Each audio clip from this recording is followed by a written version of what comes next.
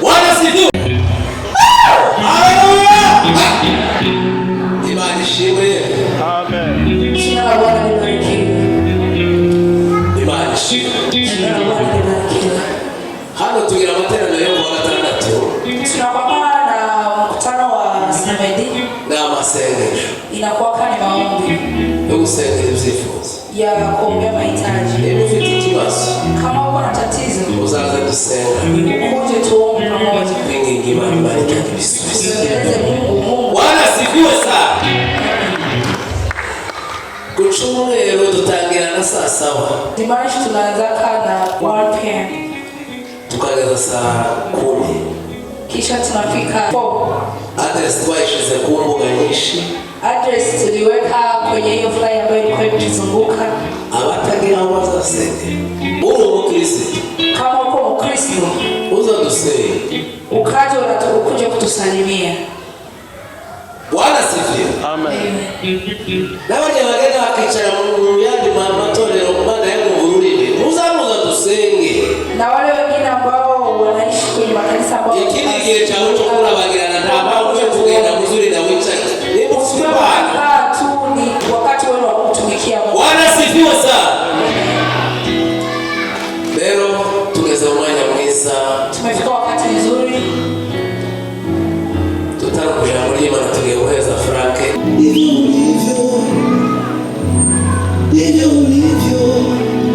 Oh, ndivyo ulivyo.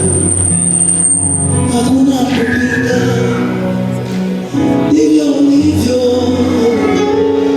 Ndivyo ulivyo. Ndivyo ulivyo. Hakuna kupinga. Ndivyo ulivyo.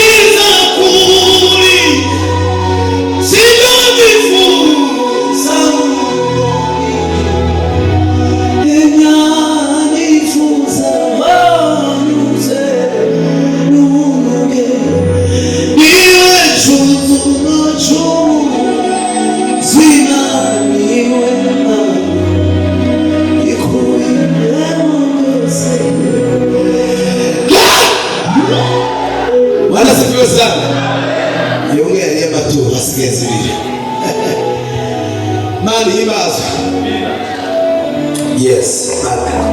Yeye hapa ni rekebika. Tuzamuni viganza. Haleluya. Bwana sifiwe sana. turirimbire Imana ishimwe kugira ngo tutibana. Basi turashimye kubw'ikaze, turashimye abantu bo muri Rwanda ko mwadutekereje mu baririmbyi benshi bari muri kino gihugu mukatwiyumvira kugira ngo tubane. Imana bamugisha. Twagiriye ibihe byiza hano ku fesho uyu munsi, twaryamye neza. Uzundi twaryamye neza bararushe kuri hoteli bamufatira icyumba cye naza kirenze iyo badushyira hamwe n'undi, ariko kwari kugira ngo tumererwe neza hose. Imana bagomba kumererwa.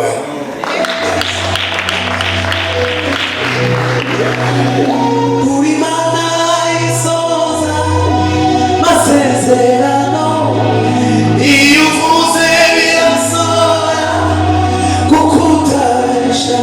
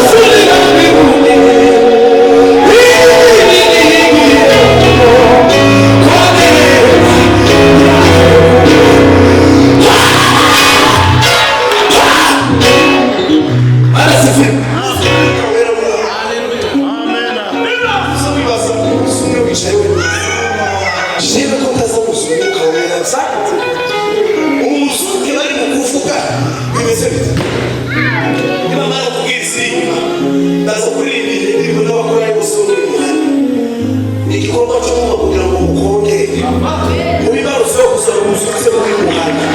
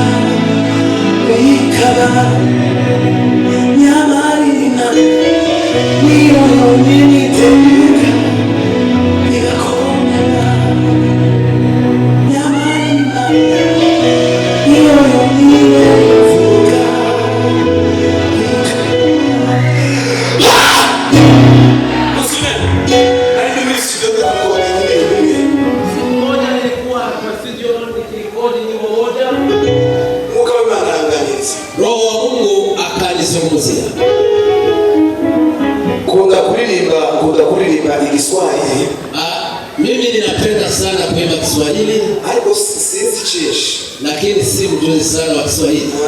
Rosa Muhando ni wanamazimisa alikishauri. Rosa Muhando nimebarikiwa alikuwa akinifundisha vitu hivyo. Nimeimba nyimbo moja yake basi kuna nao mahali nimependeza kidogo. Akaniambia nataka nifundishe Kiswahili sasa.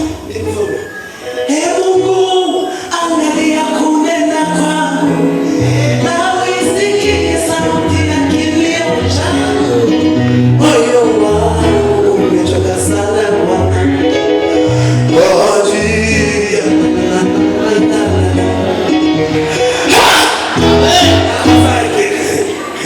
Bwana sifiwe.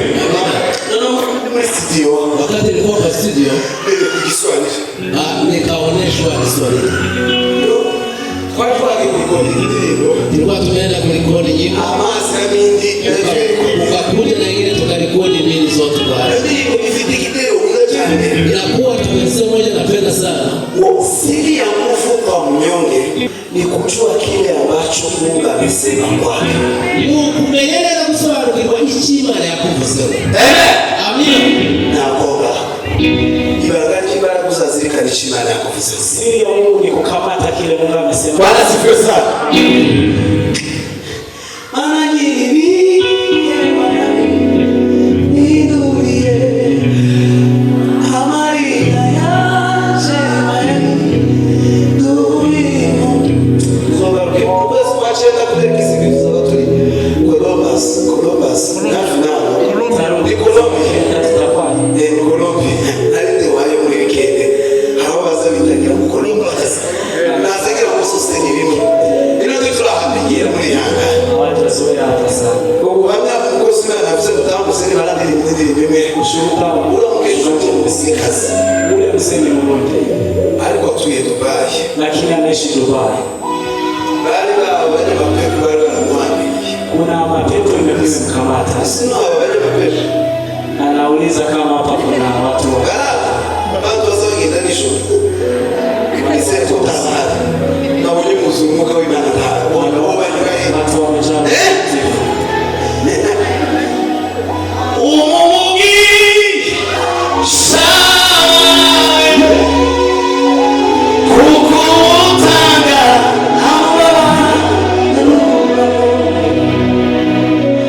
umobere sawa kukosoka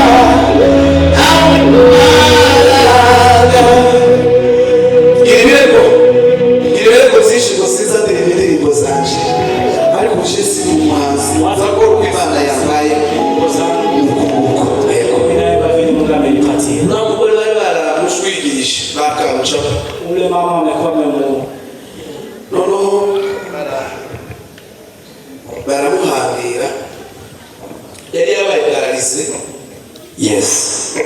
yari yabaye paralize aba mu nzu gusa aba mu nzu atazamuka iyo agiye kugenda bagashira mu kagare bagatembeza Bwana sifiwe sana. Noneho akazi yajyaga dukurikira Kuna mama amekuwa ameroga lakini alikuwa anatufuata online. amasomo turamya Imana. Siku moja tukaimba Tuliba nyimbo ya pendo ambayo inasema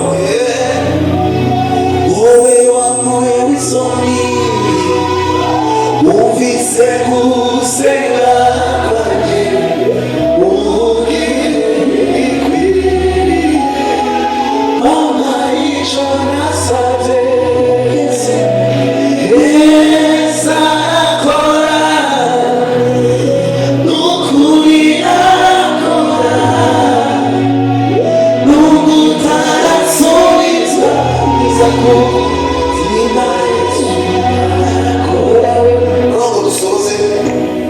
tulipomaliza mbona namuye kuri telefone nikaona ananipigia. mfashe mwana asiku Nilikuwa nakamata gari namwita nikaitika.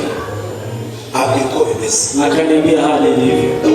urize Nikamuuliza uko na imani? ababishopu n'abapasiteri n'abayumbe n'abakorani babonye muri iriya kanisa bije mutubonye mwabico kumwe Kwa watumishi wote na waimbaji wote mtu kama anaweza kusaidia. nijana kabisa uonyeshe Akamuuliza mimi peke yangu. aho yaravuze ngo nubwo tugaragara nk'abanyategeko Paulo alisema inaonekana wenye hawana nguvu tunasaidia wengi. noneho ndavuga tukuru ubonye gutyo Nikamwambia kwa sababu umeona hivyo iraze kweli acha nitakusaidia. umuntu ugiye kumarifite ndamubwira ati genda Mwenyewe alikuwa anakunipatia lift nikamwambia abantu bazi Kigali Fosfori bahantu Kirongo ahita ese kugana Kirongo kuri Mari cyangwa se kwisangana Fosco iko hapo kwa bazi Kigali wenyewe wanapajua. fake Fosfori na makongera hita kwa Rando Alitoka hapo akafika mahali panaitwa kwa Rando na mimi akiwa tu na huyo mama. sigenda baba ndiuka kataza kugera kwa Rando aongera kwa Akamwambia nitafika kwa Rando nitakukezi ikureke kama Mungu hatakuwa amekuponya. numva usichochizera yagize no kwizera yagize hari ico Nikamuuliza kuna kitu Mungu atafanya. bwakiye mu gitondo umunsi wa kabiri mukecuru aravuga mwabonye agenda ahari kibuga cy'indege Asubuhi siku ya pili akanipigia. Imana yamukiza Mungu ameniponya. binyuze muri ushobora kusagarira unaweza angalia tu cyangukangirira nabi au ufanye vibaya ukatwara ibintu byose usanze mu wanje ukamenya ukareba uko urwari ufite byose ukaiba vitu vyote ambavyo niko navyo, ariko hari ikintu lakini kuna kitu siwezi kupatia. sinokueleza ile mikrofoni Siwezi kupatia hiyo microphone. ale nuko satani usukana na basimu bibi Hata auga kanja yabakunji yani shule secondaire ishuri ya kaminuza utumwenjeniyeri mu bwubatsi iri ya misi no mu ikanisa n'umwenjeniyeri wo kubaka imitima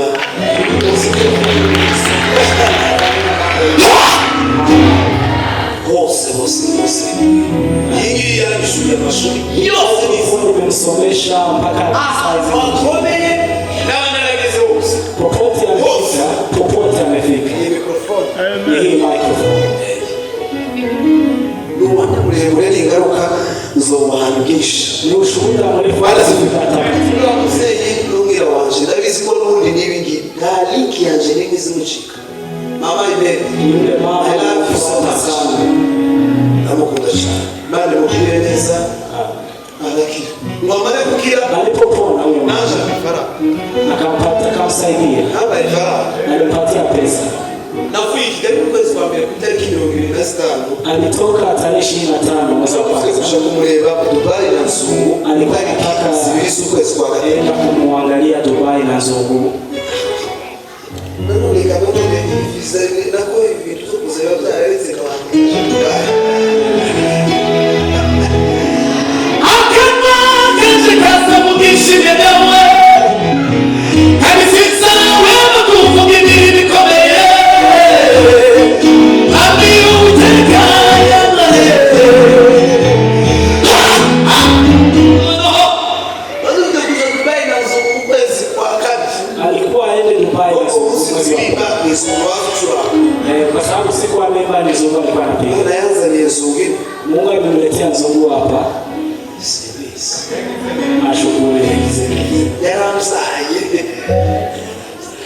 Noneho twafite kuja Dubai kutekereza ibisubira. Alikuwa aende Dubai tarehe 2 mwezi wa 3. Akamfunguliza imodoka shasha. Gari akamufunguliza shasha na mpatie pia Nzungu gari.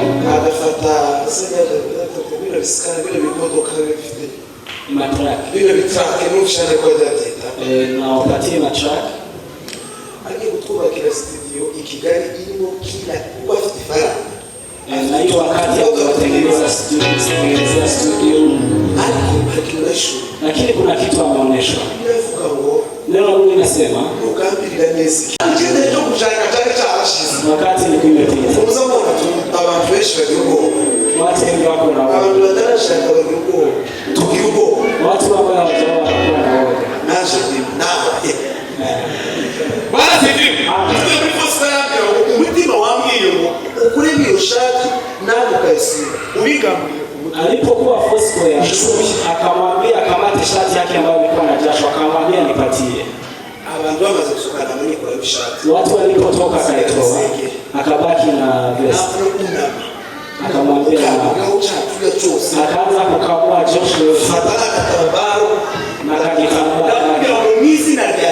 Akasema Imana yawe sana yarayegeje igihe cyo kuza ushaka uco ni kimwe ushaka kuza akasema katika jambo la Israeli ya sana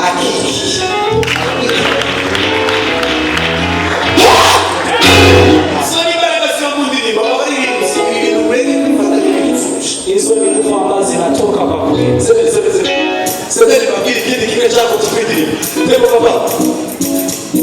Chanari mateso hayo mpaka lini? Kama ukiwa mpaka lini?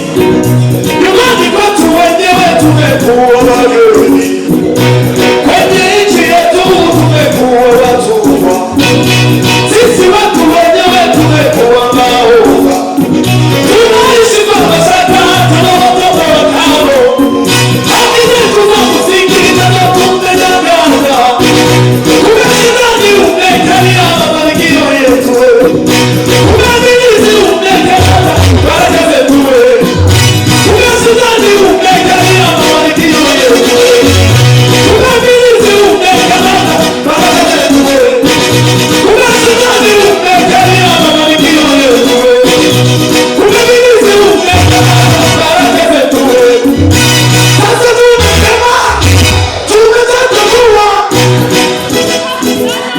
tujue haki zetu, upende usipende tunawaambia tumetulia.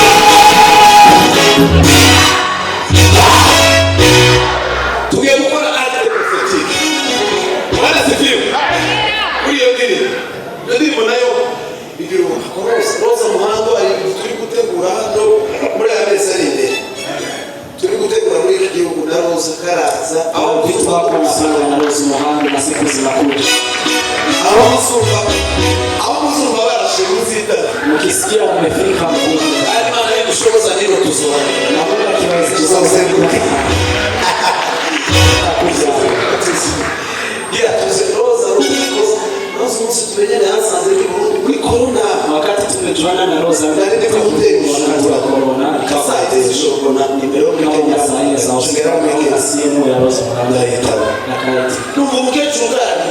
Akasikia mama analia. Akauliza ni nini? Akasema tunaweza zungumza kwa video call. Akaitika. Akamwambia ni Roza Muhando. Akasema wewe hakuwa wakati wamekuja kwa video call akaamini. Na alikuwa anakilia. Ni wewe? Akasema ni wewe. Na umenipigia. Roza Muhando. Mimi ndio unapigia. Wala sifiwe. Tukazurebera mu mateka magufu wana limo yamuga. Ukikutana na mtu simwangalie tu kwa historia. Mwezi mali kitisho ubuzima bwo kuba kuzamuba. Mtu yote ambaye Mungu anasaidia na uhai. Kumheshimu kwa sababu mambo yanageuka haraka. Haraka magari alikukuliza. Akamuita. Akasema shida ni gani? Wa Frank, unao? Roza Muhando akasema Frank unaishi. Napo anasema wewe unao. Naye akauliza eti unaishi. Nashobora kuririmba amasaha 3 anagashira magaze narica. Yeye anaweza imba masaa 3 au ni kama. Umuntu narebeye ngo ni Roza Muhando. Na Roza Muhando ndio kwa mfano wake. Uko aririmbye ajaririmba Imana n'imbaraga ze. Sasa Roza Muhando anaimbia Mungu na nguvu zote. Turavugana turamenyana. Wakajuana akamwambia haraka video mbonye gatanu. Sisi kuna ka video nimeona. Kuna video nimeona. Hivi naona mbingu zimefunguka. Na Yesu mkono wa kuume akinitazama kwa upole wa macho yenye huruma. na kukamka kukorera Cesarienne kamukorera tangaza. Nitako kaungo kabisa. Akakafanya ni Kigali turabiti. akakuja Kigali Bila mtari kurikiye kuri YouTube. Umeona kwa YouTube. Tomo karazi. Na anakuja Tuzavugana na pastor kushaka ugashika hano. Tukorera kwa hano na bunari Kiswahili chichi. Nimekuza kumva kurusha. hapa kuna Sawa. Amen. Asige tusikie kisima. alafu tutafuata Oya mnoke. Akamuga to kali afya. Ushaka kamuga to mnoke ugafaki kitu kadogo tu kwa mikono yako. ukwala abantu bagiye kusanaliza batazubishe pe. Kuna watu wanaenda No maruka kubi. Ihangane muhaguruke. Sekonda kwa musabano simame.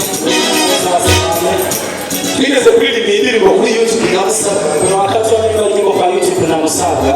Umugore yari yatandukanye n'umugabo we baragiranye ibibazo. Kuna mke amekuwa ameachana na bwana wake Adukurikiye akiwafuata. nta kibazo. Adukurikiye Alikuwa akiwafuata. afata agatambaro n'ifite akayisiga mu ntoki. Akakamata Aravuga katara. ngo nizereye muri iyi ndirimbo no muri aya mavuta. Akisema kupitia hii nyimbo Mana ugaruye urugo rwanje. familia ya Usanga n'umuhamya uwo mugore aratarama ari mu cyumba twavuga ngo aciye nawe ngo aciye. Rekura umugabo wanje, rekura abana banje, rekura. Bwake umugabo aramuhamagara bari bamaze batavuga. Ubu sifa nziza bana bahaye umusaro bameze neza. Ibindi mwavuga ntizigirisha ibifuzo bibwiriza. Akadukizere nako karakora mwebwe kwangaliza kuko hapo kakitu kanaweza fanya mambo makubwa ukiamini. uvuga Imana ngo uzabuyeraho ubwenge bw'abantu. Ubwenge bw'abantu burangi. Ngo ni uvuga Imana naho. Naho ubwenge bw'Imana. Kazi akili yako. Ubwenge bwawe bwo kwandaliza Imana. Akili yako haiwezi kukamata Mungu na So we say uamini. ikintu wumva kikugoye kikuremeye. Kitu ambacho nasikia ni kigumu. Uyu wabaye umwanya wawe. Ndio wakati. Hanyuma ukubite n'icyo karaca. Ndashobora kuvuga. Bibiri kwa mfano Satana zoko. Mungu anasema ukimpigia Ukubite n'imbaraga naje ndakubita n'imbaraga. upige na nguvu na mtatumia. Ndashobora kuvuga. Bado wakitu mwenye gari mufasha. Abasore bakiwa kure. Abakwari barize. Mama beneza musama. Uzamugire abanga. Mfano tambaro musama tukufasha. Mufasha baba. Bakere bakira nibaze nacu.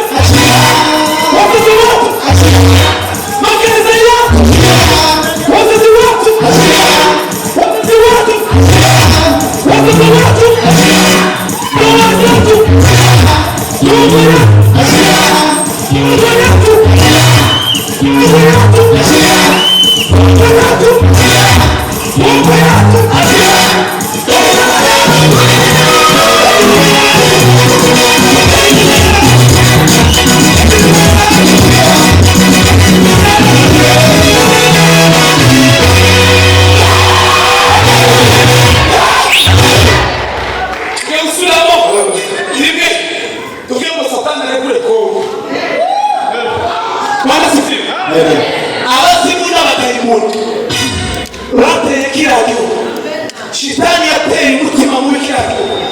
Yani Satani ntukaza kwirogarika. Ni shitani yagize ishyari. Uzonebe bwose. Tunaenda kusema Kongo. Amoko yose yavuye muri Kongo. Ukiangalia chanzo zote ambazo zimetoka Kongo. Maze kuzenguka ahantu shoka muri Zunguka mahali pengi hapa duniani. Bagira umwihariko umwe.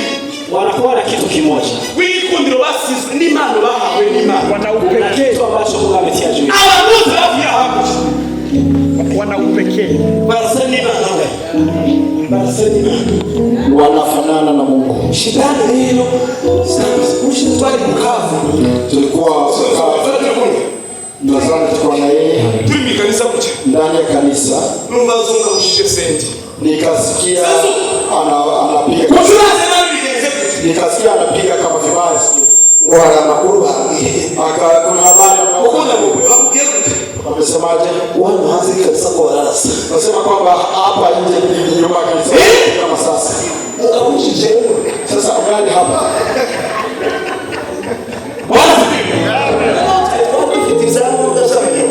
Sasa sisi tulikuwa na vikaratasi vya corona. Sasa sisi tukipata shida huko itakuwa matatizo. Nasha sisi Mungu naye tunafanya kufashauri na mimi nimepeana microphone. Fasha microphone. Mungu anataka kumjibushia ukweli. Aliyechukua tuambia kwamba tuko ndani ya hatari. Sasa wao wanashika mwanzo. Tumeona tufika nyumbani. Bwana sifiwe. Amatoa kazi tuana tuachakua kameme. Sema tutalala hapa, tutalala hapo ngambo. Kufuatana na hali ya tukima na mwisi swamie Mungu katika jina la Yesu. Hakuwa ni mzakatu. Kaka leo shughuli kanafasha. Kwa yule ameimba hivyo, nataka kuimba. Namba ya naona. Tiule na nicho ngorudi nyumbani. Musida na mzali.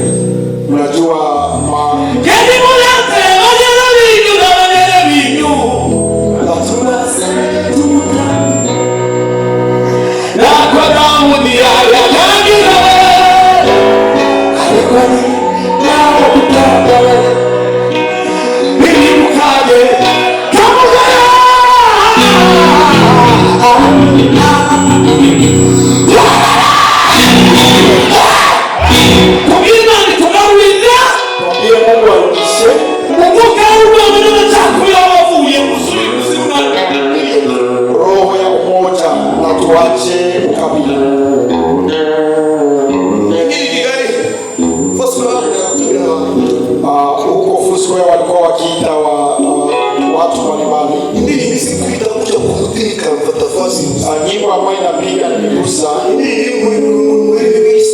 ikiwa ndani ya lugha ya Kiswahili au kwa lugha ya Kifulio. Yesu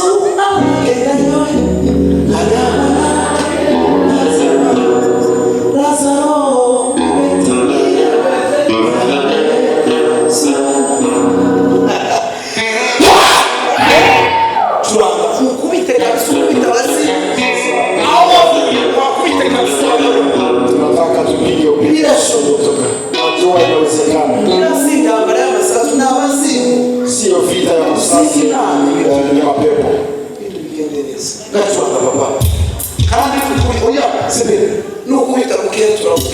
Sasa ukipiga usipopiga sana sema kwamba wewe sasa tutawaza kwamba wewe uko ndani ya hao ambao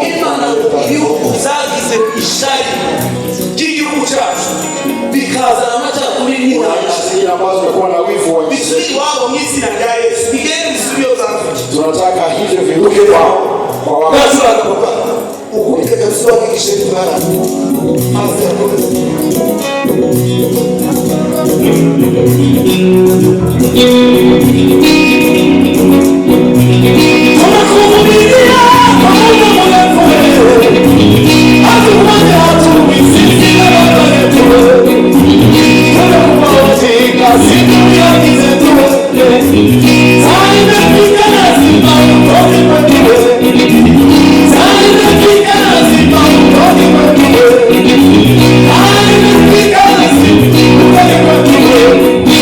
Sasa tumejua